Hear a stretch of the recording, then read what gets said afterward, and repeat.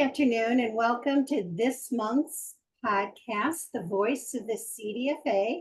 I'm Carol Lee Roberts, the president of IDFA, and joining me this month is Leslie Blue.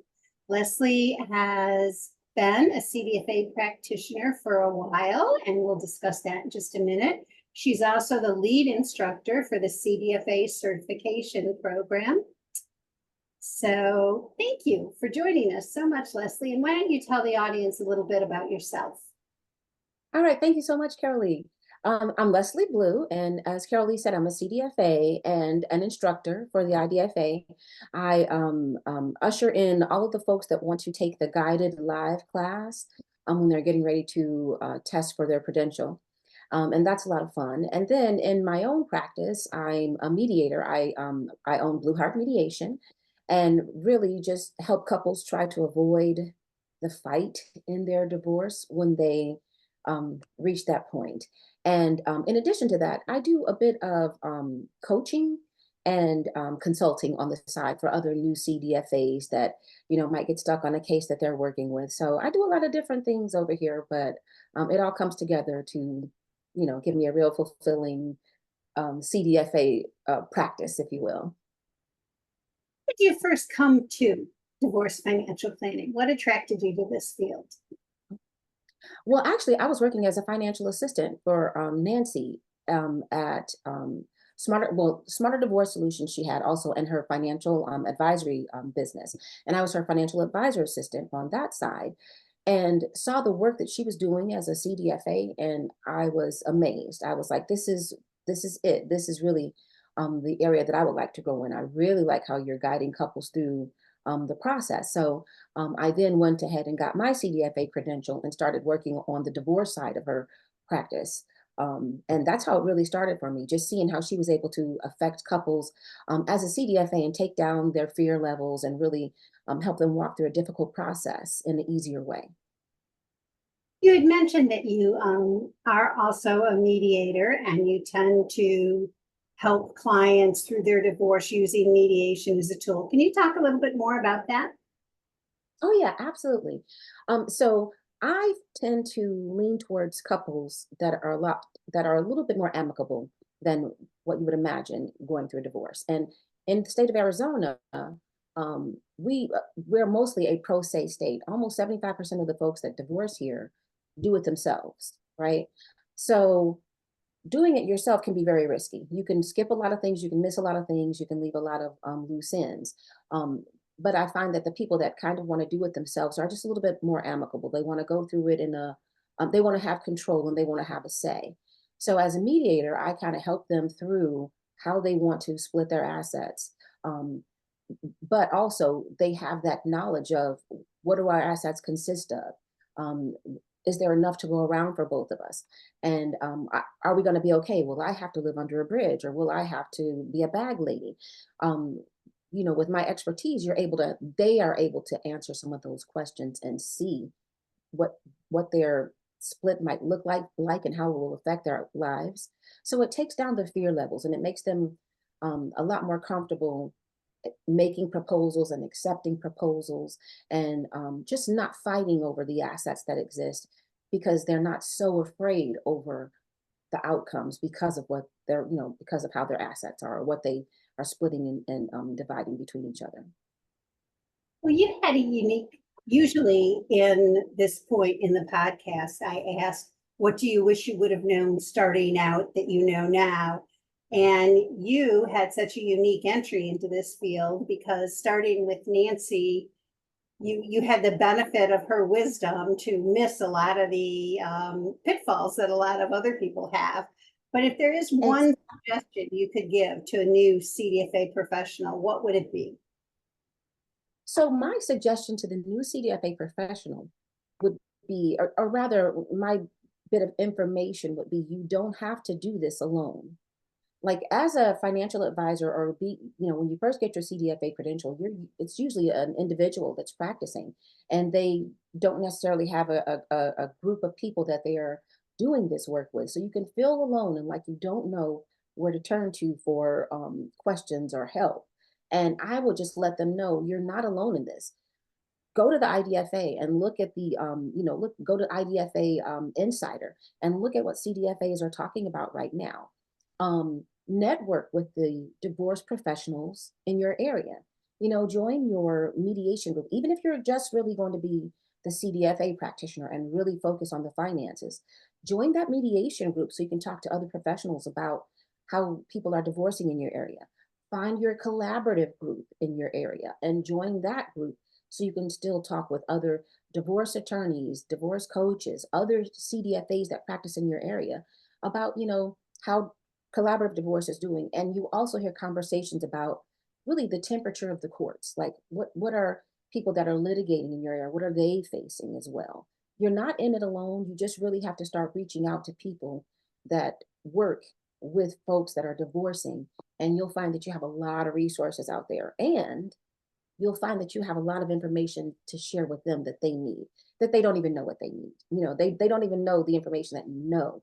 So when you start having these conversations, you realize I'm needed in this area and I can be a great help to the folks near me that are divorcing. I'm not just, a flailing newbie, because that's what it feels like when you first become the CDFA. It's such a steep learning curve. Each divorce is different. So it's such a steep learning curve. And it's like, I may not have seen this before, or what do I do when this happens? So get your network together of other divorce professionals that you can talk with and lean on. And also consider the other CDFA practitioners in your area a resource and talk to them. You do not have to just think of them as competition. Like, the more of us CDFA practitioners doing good work, the more elevated our reputation becomes among divorce professionals. I know that you had worked in financial advice before you became a CDFA professional, and I'm hoping I remember this correctly. You also have another designation, don't you, based around credit counseling, or some of the less high people that we deal with? So my other credential is around budget coaching. I think that's what you're referring to. And Yes. really, what I got the budget coaching credential from Fiscal Fitness Phoenix. They are just really excellent in teaching you how to teach individuals how to budget. I came upon that credential because at Smarter Divorce Solutions, when we started talking about the finances with our clients, usually one of them was not the CDFO, and it was usually typically the wife.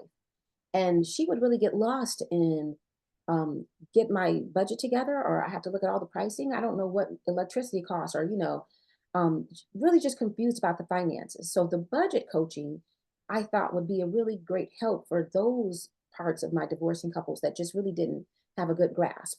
And she's facing this new life on her own where she will have to be in charge of paying her bills and her finances. So it really helps them get comfortable with, let's look at what your income is and what you have coming in. Let's look at what your expenses are and the timing of all the expenses that you have and how you need to set up your payments and how we can make this work. Let's look at, if there is a little bit of a deficit, how much do you have to boost your income to really get over the hump here? Like, what else can you do to earn a little bit more cash so that we don't have a deficit? Like, when you can really put a number on things for people and make it tangible, it's just not as scary. Just thinking, oh, I don't know how I'm going to make ends meet, I don't make enough, is a lot scarier than, my budget is really about $100 short a month. I really got to think of something that I can do. Maybe I'll just Uber on the weekends, or do Uber Eats and deliver that to folks on the weekend. You can come up with solutions when you have a tangible number, as opposed to just this ominous thing of, I don't make enough and I don't know what I'm going to do. So that's where my budget coaching comes in. I've mentioned that I frequently get asked by people why anyone would want to focus on divorce. It's, so fraught with emotions, and it's such, why would you want to deal with people when they're at their worst? And I think a lot of what you've said goes to the way I try and answer those people. A CDFA is a unique position to educate people going through this very traumatic event. And the more education you have, the more solutions you're able to provide couples. it becomes less scary. It becomes less emotional. You take the fear away when you're able to educate the parties involved. Yeah, yeah. I agree with that completely, Carol Lee, that really the thing that has your clients paralyzed or um, kind of at their worst is, we call it divorce brain, if you will, like they're frozen in fear of the unknown. And being able to bring that fear down makes the process not as bad. But also additionally, as a financial person, we like to deal with numbers and we're like, numbers are just cut and dried and it's not emotional. So trying to do the divorce work might scare some of us off. But the thing is, even when you're doing the CDFA work, you can actually get other training that puts you in the mindset of really being able to help clients. Like I did the mediation training. Really, you don't even have to commit to being a mediator, but the things that you'll learn going through that training help you de-escalate a client even when you're being an advocate and working with an attorney, or help you, learn things that you can do to calm a person down, or help get them out of their story as it spirals into, and he did this and he did that. You learn different tools when you go through these programs of, okay, let's take a deep breath and step back. I really understand your story and I know, how important that is to you, but let me just ask a couple questions about the house. They give you ways to deflect and guide people through the process so that you can kind of turn the emotions down and really be a help to them and not just be afraid and lost in the emotions of divorce and the fear of divorce. So I think that mediation training is really, really helpful. The certified divorce coach training also is incredibly helpful in helping you as a CDFA practitioner understand better how to deal with the clients that you're going to be working with, because they are going to be in an emotional state. So, but you don't have to be afraid of it. You just get the right tools to be able to work with it. Oh, and also, what is it? The transition training, the financial transitionist training. Transitionist. Yeah, the financial transitionist. That's also really good training that helps you think about your clients as more than just the numbers. And let's talk about the emotions and the different transitions that people go with and what we have to do to kind of help them through it and help them see a way out, help them see that this is not the end. There is, hope. You can really have the life that you want now because of this transition, whatever it is. Then we don't just have to be in despair.